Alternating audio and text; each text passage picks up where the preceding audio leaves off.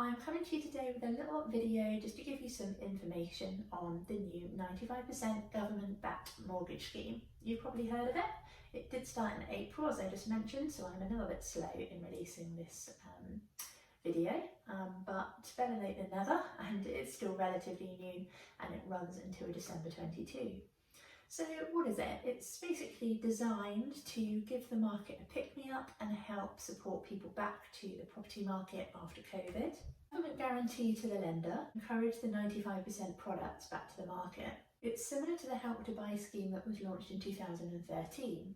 However, that scheme didn't last and could potentially be something that isn't used a lot for the same reason as the Help to Buy scheme didn't last, and that's down to affordability. So it's all well and good having a low deposit of 5%, that's brilliant, but you still have to be able to afford the rest of the 95% mortgage on your own affordability. How it works is the government will secure or guarantee to the lender that they will cover any losses over up to 80% loan to value should you default on your mortgage payment. So the lender gets a guarantee that up to 80% of the mortgage will be paid should you default. To you, the client, it's a simple 95% mortgage. This is designed for residential property only and no second homes or buy-to-lets. It's also not available for any limited company purchase, just purely personal residential property, which means a property for you to live in. This scheme goes to a maximum value of 600,000 and your deposit can range between 91% and 95%. A 5-year fixed product is the only product available for this scheme. And that's to give you a chance for the value of the property to rise whilst the balance of your mortgage reduces. So by the time 5 years is up and you come to refinance, you should have dropped to a relatively low loan to value, or well, it would still be high, so 90%, maybe 85% loan to value, depending on area.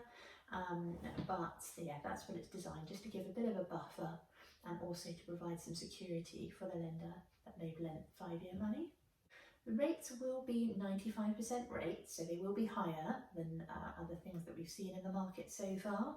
However, because this mortgage is guaranteed by the government, the lenders will not price you out of the market, I very much doubt, because they do want to lend, and the whole point of it is to encourage people back to the market in an affordable way for them, deposit-wise. So yeah, the rates will be higher than your 90% and 85%, but they shouldn't be completely ridiculous. The lenders will have to pay the government a higher indemnity fee, and those fees will be passed back to the client in some way, probably in the form of the rate. So what are the good things about it? Banks are familiar with the process, thanks to the Help to Buy. They've had plenty of time to get used to this and all the various schemes that we've seen over the last 5 years, and so they're well placed to put this into their systems, so there shouldn't be any time delays while lenders prepare for a new process. It's not just for first-time buyers, it's for movers as well. And the best thing for me is it isn't just for new builds. This is something we've seen on the Help to Buy, and that's different with this, which is brilliant. It just means that we're actually helping the market grow, helps estate agents, all their stock, etc. It doesn't have to be a new build, it can be any property, and it's sort of the market will benefit rather than the developers benefiting, where the prices for these properties were being overinflated. It means you can buy now. You can benefit from the property now, you can benefit from any rise in value.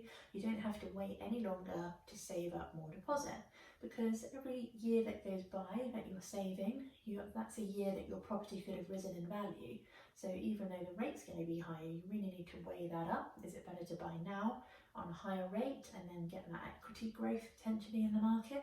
Or is it better to wait and save where you've lost all that equity just to get a cheaper rate? So yeah, that's a real benefit to this. So recently we've seen fewer stock, fewer properties available through the estate agents, And this will certainly drive prices up now that it's making it easier for people to get onto the property ladder, coupled with the extension to the stamp duty.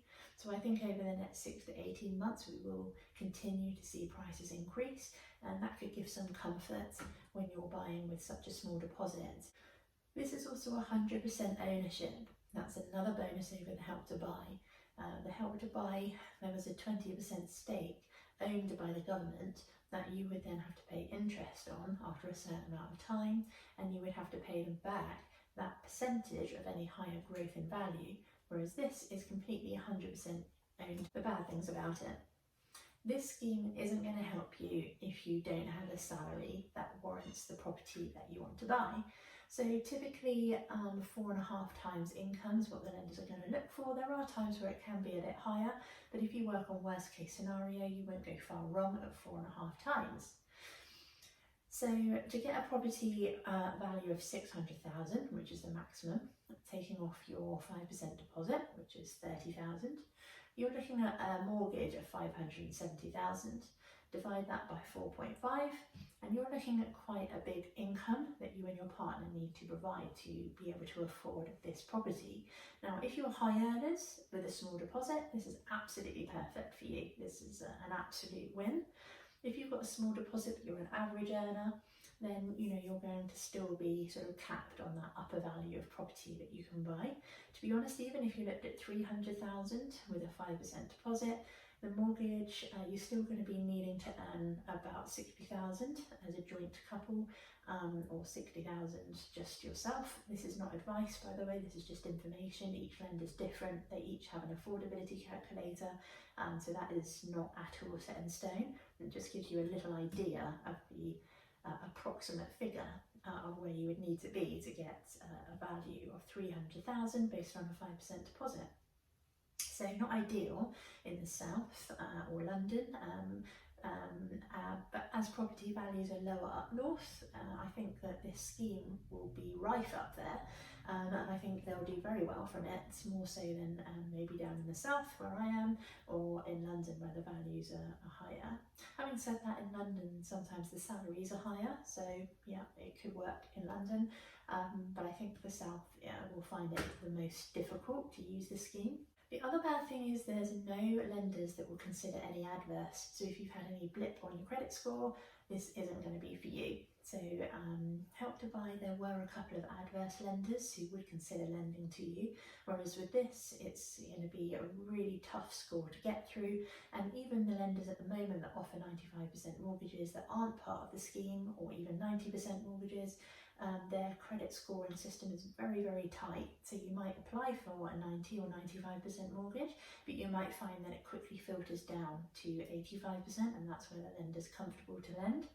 So if you are absolutely squeaky on a credit score, then that's great, but any slight adverse or blip in the past, that's the downside. I don't believe there's any adverse lenders at the moment that have signed up to this scheme. Of course, when you put in only a 5% deposit, you are at a large risk of negative equity.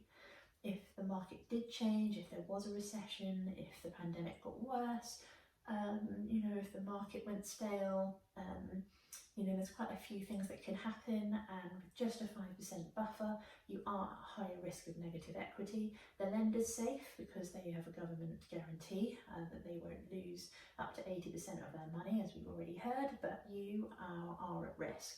And it might mean you have to live in that property longer to wait for it to recover and get back to the purchase price that you bought it. So as we've already discussed, the affordability is based on 95%, so the whole mortgage at 95% has to come from your affordability. Now with the Help to Buy, their affordability was up to 75%.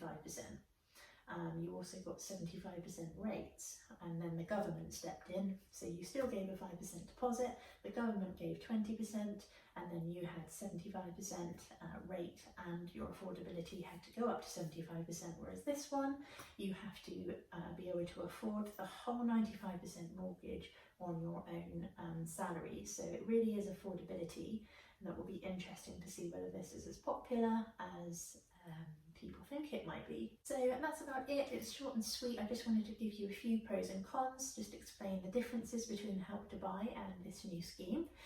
If you did want to have a chat about your own situation, then please do give Abacus Financial Options a call, or by all means go and speak to your own broker. But yeah, hopefully this has helped you and just given you a bit of an idea of what this scheme's all about. If you liked it, please give me a thumbs up, please leave a comment, any questions, any other videos that you're quite keen to hear some information on, I'd be more than happy to do those for you, and thanks for watching.